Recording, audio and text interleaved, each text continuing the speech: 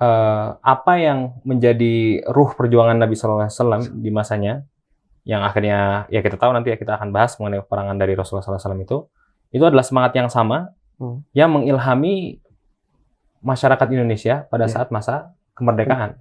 Itu hampir seluruh sejarah dunia itu semua terjadi di sekitar Laut Tengah atau Laut Mediterania. Karena bangsa Arab dikenal waktu itu ya, dia dikenal dengan sifatnya yang terlalu barbar gitu ya, terlalu kasar gitu ya, tidak mudah untuk diajak bicara nih. Jadi luar biasa ya, dari sejarah yang tidak pernah ada mengenai militer, tiba-tiba jadi negeri yang sangat kuat gitu. Mungkin kita masuk ke pertanyaan selanjutnya. Nah, tadi sebelum akhirnya Rasulullah lahir di Arab, bangsa Arab tidak diperhitungkan dalam segi peperangannya gitu dan sumber dayanya gitu. Nah, terus dengan adanya Nabi Muhammad SAW mulai dikuatkan gitu lah dari segi peperangan dan semacamnya. Nah, sebenarnya apa tujuan utama di peperangan yang dilakukan oleh Rasulullah dan umat Muslim pada saat itu? Baik, ya jadi tadi ya seperti yang sudah dibahas bahwa nanti pada akhirnya sejarah Nabi Muhammad SAW itu banyak dihiasi dengan peperangan, memang iya gitu ya. Itulah yang kemudian membuat orang tuh mau menulis sejarah tentang itu. Tadi seperti yang saya sebutkan, bahkan Sirah Nabawiyah yang pertama kali ditulis itu judulnya Maghazi gitu, atau peperangan-peperangan. Maghazi itu artinya peperangan-peperangan secara bahasa. Nah, Nah, yang menarik adalah sebenarnya kalau kita lihat satu persatu, perang-perang Nabi itu punya alasannya masing-masing. Misalnya kalau kita lihat perang-perang besar ya, perang Badar misalnya. Perang Badar itu sebenarnya salah satu motif utamanya ya, bahkan kenapa bisa terjadi perangnya, sebab mubasyirnya, sebab langsungnya, itu karena Rasul ingin mengambil kembali hak kaum muslimin. Jadi itu kan cerita ada kafilah dagang Abu Sufyan nih, pulang dari Syam, lalu kemudian Rasul melihat itu adalah harta kaum muslimin yang ditinggalkan pada saat hijrah. Ya, intinya akhirnya Rasulullah SAW ingin mencegat kafilah itu untuk mengambil haknya kembali. Artinya kan ada motif itu tuh, ya kan? Ya, terus nanti ada perang Uhud. Perang Uhud juga tidak terlalu jauh ya. Jadi ini karena orang-orang kalah perang Badar, orang-orang Quraisy akhirnya mereka mau balas dendam, akhirnya diperangi balik. Jadi lebih ke keamanan misalnya, gitu ya. Perang Ahzab misalnya sama, atau perang Khandaq sama. Mereka diserang, akhirnya kemudian dilawan gitu ya. Jadi sama, motifnya adalah keamanan. Nanti ada perang Khaybar gitu ya, ke Yahudi. Ini banyak juga motifnya gitu. Satu sisi Yahudi ini mengancam keamanan negara juga karena dekat dengan Madinah gitu. Akhirnya diperangi supaya Khaybar tidak lagi di sana, agar benteng Khaybar tidak lagi dikuasai Yahudi gitu. Karena kalau mereka masih di sana, mereka bakal mengancam keselamatan negaranya. Dan kita lihatlah hampir semua perang itu biasanya punya maksudnya sendiri-sendiri gitu ya. Punya sebab-sebab spesifik. Tapi yang pasti semuanya itu memiliki sebab yang sama gitu. Jadi meskipun ada sebab-sebab yang spesifik gitu ya, tapi semuanya itu bergerak ya, berdiri di atas satu asas yang sama. Yaitu adalah ayat Al-Qur'an, wa qatiluhum hatta la takuna fitnah wa yakuna ad-dinu lillah. Jadi dan kata Allah Subhanahu wa taala, dan perangilah mereka gitu ya. Ini konteksnya setelah Rasulullah SAW diperangi gitu ya, lalu kemudian diperintahkan untuk memerangi balik, dan perangilah mereka wa qatiluhum hatta la takuna fitnah, agar tidak ada lagi fitnah di antara manusia. Wa yakuna ad-din lillah, dan agar din ini, agar agama ini hanyalah milik Allah Subhanahu wa taala. Jadi ayat ini sebenarnya menggarisbawahi atau menyimpulkan gitu. Motif peperangan utamanya itu adalah untuk menyebarkan agama sebenarnya gitu. Hatta la takuna fitnah. Agar tidak ada fitnah, dan menyebarkan agama dan menjadikan Islam sebagai agama yang utuh di sana gitu. Itu adalah motif utamanya tuh pada saat itu ya. Yang menjadi dasarnya. Dan ini terlihat sekali dari bagaimana Nabi SAW menghandle situasinya. Misalnya dalam peristiwa Badar. Peristiwa Badar kan dimenangkan oleh kaum muslimin tuh. Dan salah satu dampak yang paling besar dari perang Badar adalah banyaknya ghanimah atau banyaknya anfal, banyaknya rampasan perang. Nah, tapi kita lihat setelah itu kaum muslimin begitu menang dapat banyak anfal, mereka tuh agak ribut karena mereka memperebutkan anfal. Ada yang bilang saya harus dapat segini, dan seterusnya. Nah, lalu kemudian turunlah satu surat mengenai perang Badar, yaitu surat Al-Anfal. Yang ayat pertamanya berbunyi, Yas'alunaka 'anil anfal, qulil anfalu lillahi walir rasul. Gitu ya. Apakah kalian bertanya mengenai anfal, mengenai rampasan perang? Katakanlah bahwa rampasan perang itu milik Allah dan Rasulnya. Nah, jadi kalau kita lihat mentalitas ini tercermin sekali gitu, bahwa perang itu kalau kata dalam tafsir As-Sa'di, Abdurrahman As-Sa'di menafsirkan gitu ya, ayat ini waqatiluhum. Ini maksudnya adalah memang murni untuk menyebarkan agama saja, bukan untuk menumpahkan darah, bukan untuk mengambil harta gitu ya, dan hal-hal lainnya, bukan untuk membinasakan mereka, bukan juga gitu. Tapi betul-betul hanya untuk menyebarkan agama saja gitu ya. Ya sehingga apa namanya tadi, orang menang malah ditegur oleh Allah, ya yas'alunaka 'anil anfal. Harusnya kan logikanya kalau orang menang biasanya diapain? Dipuji kan? Dipuji. Gitu. Sementara ternyata kaum muslimin enggak. Begitu menang itu malah ditegur, ya yas'alunaka 'anil anfal. Tahun berikutnya ada perang Uhud. Perang Uhud itu kalah, ya kan? Begitu kalah, kira-kira ayatnya muji atau ayatnya menghina, ayatnya mencaci, atau ayatnya malah sebaliknya? Ternyata malah sebaliknya. Jadi begitu kaum muslimin kalah, justru bukan dihina kaum muslimin itu, tapi wala tahinu wala tahzanu antumul a'launa in kuntum mu'minin, gitu ya. Hadza bayanun linnas wa mau'izatun lil muttaqin, gitu ya. Ini adalah petunjuk bagi manusia dan pelajaran bagi manusia. Terus iyamsaskum qarhun faqad masal qauma qarhum mithlu. Kalau kamu merasa luka hari ini, orang-orang sudah luka sebelumnya. Wa tilkal ayyamu nudawiluha bainan nas, dan hari-hari itu Allah pergulirkan di antara manusia. Biasa aja kalah itu. Intinya kayak gitu. Atau misalnya kalau kita lihat dalam peristiwa yang paling besar, Fathu Makkah, itu turun satu surat yang sangat fenomenal sebenarnya. Namanya surat An-Nasr. Surat An-Nasr. Kita sudah hafal. Coba lihat suratnya. Bunyinya, Idza jaa nasrullahi wal fath. Jika datang pertolongan Allah dan fath. Ini maksudnya Fathu Makkah. Wa ra'aitan nasa yadkhuluna fi dinillahi afwaja, dan kamu melihat manusia masuk ke agama Allah secara berbondong-bondong. Mereka masuk, maksudnya banyak sekali yang masuk Islam setelah Fathu Mekah. Itu tahun berikutnya nanti ada Amul Wafid atau Amul Wafid ya. Itu maksudnya banyak orang yang menyatakan masuk Islam. Kabilah-kabilah ngirimin delegasinya buat menyatakan bahwa kabilahnya masuk Islam. Gitu. Segitunya. Orang-orang yadkhuluna fi dinillahi afwaja. Mereka masuk Islam dengan berbondong-bondong, dengan jumlah yang sangat masif. Nah, kira-kira nih, kalau sudah menang gitu, harusnya apa yang kita ucapin? Biasanya nih, kalau misalnya kita berhasil nih, di zaman sekarang nih ya, kalau kita berhasil melakukan sesuatu, biasanya apa yang diteriakkan? Syukuran, ya kan? Atau biasanya yang paling sering kalau ucapan takbir, benar nggak? Ya, takbir gitu kan, Allahu Akbar gitu ya. Nah, lihat, apakah Allah menyeru kaum muslimin untuk takbir setelah menang? Ini kan menang nggak? Benar nggak? Ya, benar. Pertolongan Allah datang, terus terjadi Fathu Mekah, orang-orang masuk Islam. Ini kan kemenangan kan? Iya kan? Nah, tapi ternyata ayat berikutnya apa? Coba. Wa ra'aitan nasa yadkhuluna fi dinillahi afwaja. Terus afwaja. Fasabbih bihamdi rabbika wastaghfir. Jadi ternyata perintahnya justru malah disuruh bertasbih, terus beristighfar. Bayangin aja. Ya kan? Jadi akhirnya ya, kalau kita lihat dalam Islam itu peperangan itu diperintahkan. Itu sama sekali bukan untuk menang, untuk menumpahkan darah kaum kafir misalnya, atau apa namanya, untuk mengambil harta mereka biar mereka miskin, biar mereka binasa, enggak. Tapi untuk menyebarkan agama Allah saja.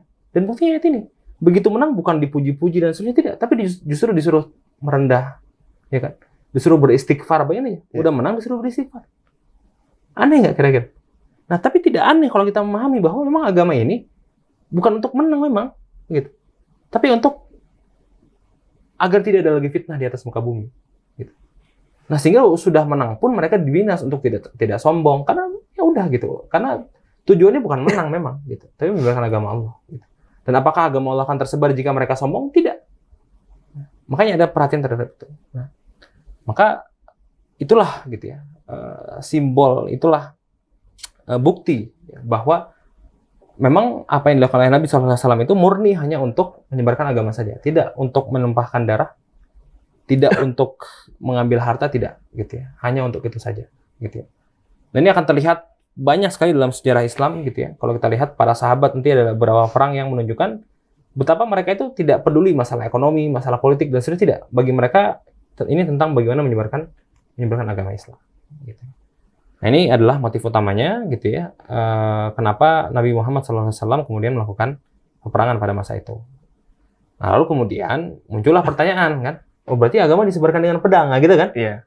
Banyak. Nah akhirnya, nah inilah gitu ya.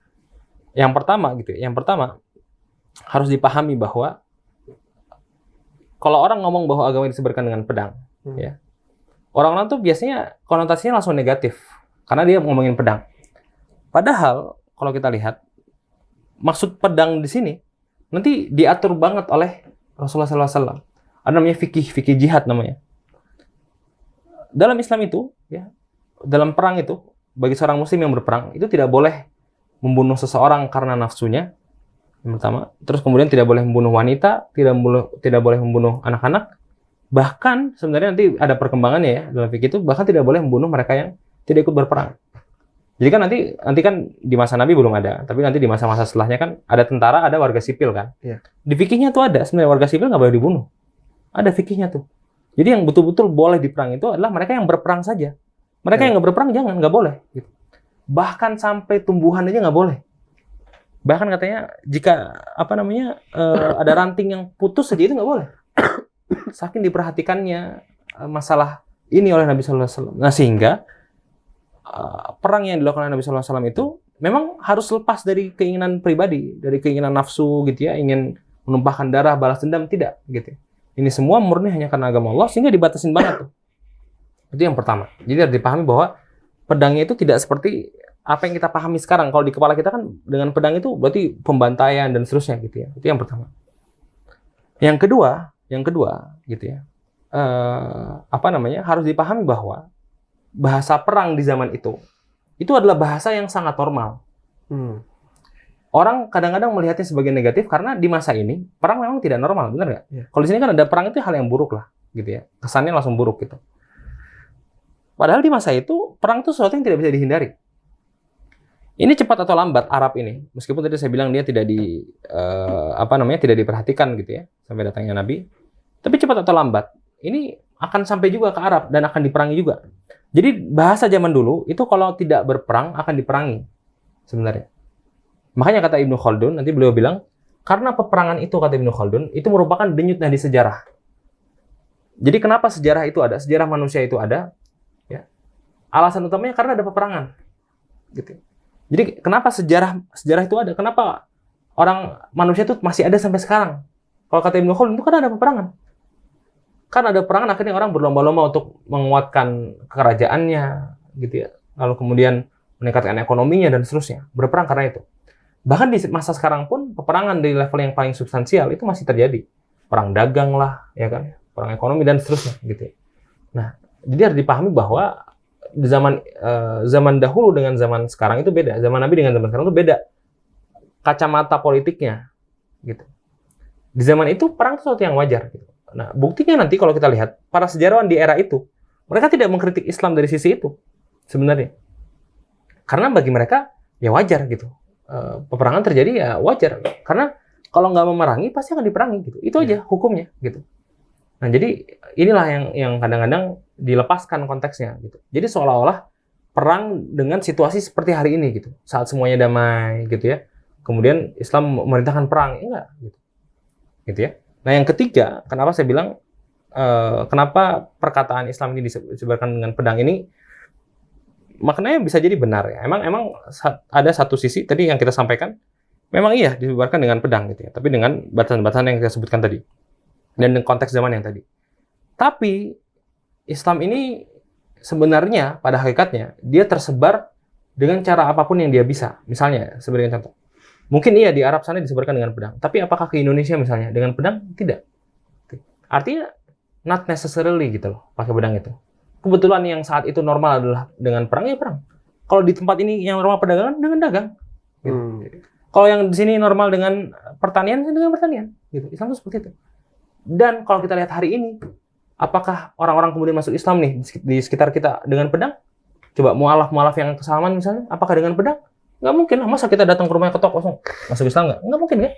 Benar nggak? Yeah. Nah ini bukti bahwa sebenarnya dengan pedang itu karena zaman itu aja. Zamannya. Zaman itu aja butuh memang bahasanya tuh perang gitu loh. Iya kan? Kalau misalnya Rasul hidup di masa sekarang, 100% Rasul akan menggunakan cara yang paling relevan dengan sekarang. Gitu loh. Nah, itu yang kadang-kadang orang sengaja memang lepaskan dengan konteksnya untuk akhirnya ya memframing lah akhirnya agama jadi buruk dan seterusnya. Jadi ya kurang lebih itulah gitu ya. Alasan kenapa Rasul berperang. Dan tadi kita sudah sedikit membahas mengenai syubhat-syubhat atau mengenai framing-framing yang biasa dilakukan karena statement yang tadi mengenai alasan dari perangan Nabi SAW. Ya, memang tadi kan sudah dibahas juga sama Ustadz bahwa emang kenapa disebarkan dengan peperangan karena konteks zamannya, dan ya orang-orang dulu belum tahu mungkin ya cara untuk penyebaran selain hal itu. Iya. Ditambah lagi karena mungkin menjadi watak alami orang Arab di mana ya barbar gitu, dan emang hidup di kondisi yang mengharuskan mereka untuk memakai fisik gitu. Iya, iya. Jadi terjadilah peperangan-peperangan itu. Iya. Tapi untuk konteks sekarang dan di negara kita, hal itu sangat tidak relevan. Gitu. Ya, sangat tidak relevan, gitu ya. Misalnya, kita ini sebagai warga negara diikat oleh peraturan bersama, Undang-Undang Dasar atau Pancasila. Nah, ini dalam bahasa kita itu uqud atau perjanjian, ya kan? Dengan kita menjadi warga negara kan kita ya udah seolah-olah setuju dengan itu gitu kan, gitu ya. Jadi ya udah kita sudah sesuai dengan perjanjiannya gitu. Kita hidup dengan perjanjian yang sudah disepakati gitu, ya kan? Nah, perintah Nabi SAW terhadap perjanjian itu adalah aufu bil uqud. Penuhilah perjanjian. Gitu. Jadi ya udah kita nih sebagai muslim di Indonesia harus ngikut peraturan yang sudah dituliskan. Gitu. Aufu bil uqud gitu ya. Ya apalagi ya kita lihat sekarang saat tidak perlu ada lagi peperangan misalnya dan hal semacam itu, ya tentu berarti tidak perlu ada peperangan lagi gitu ya. Tidak perlu ada peperangan lagi gitu. Maka sangat aneh gitu ya jika ada orang yang menyebarkan Islam dengan bom misalnya, dengan perang dan seterusnya. Nggak masuk akal gitu ya. Sebenarnya nggak masuk akal gitu. Karena sudah bukan pada saatnya, dan satu lagi dia tidak mengikuti adab seorang muslim, yaitu mengikuti perjanjian gitu. Aufu bil uqud. Nah, jadi sebenarnya panduan kita untuk bernegara itu aufu bil uqud. Taatilah perjanjian. Gitu. Dan apakah perjanjian ini suatu yang menghilangkan kita dari ketaatan pada Allah? Enggak kan? Coba kita disuruh misalnya ya, perjanjiannya adalah di negara ini kalau berkendara harus pakai helm misalnya. Apakah kita jadi nggak taat sama Allah dari itu? Enggak kan? Gitu. Ya udah, berarti selama dia tidak membawa maksiat kepada Allah, maka tidak ada masalah. Gitu.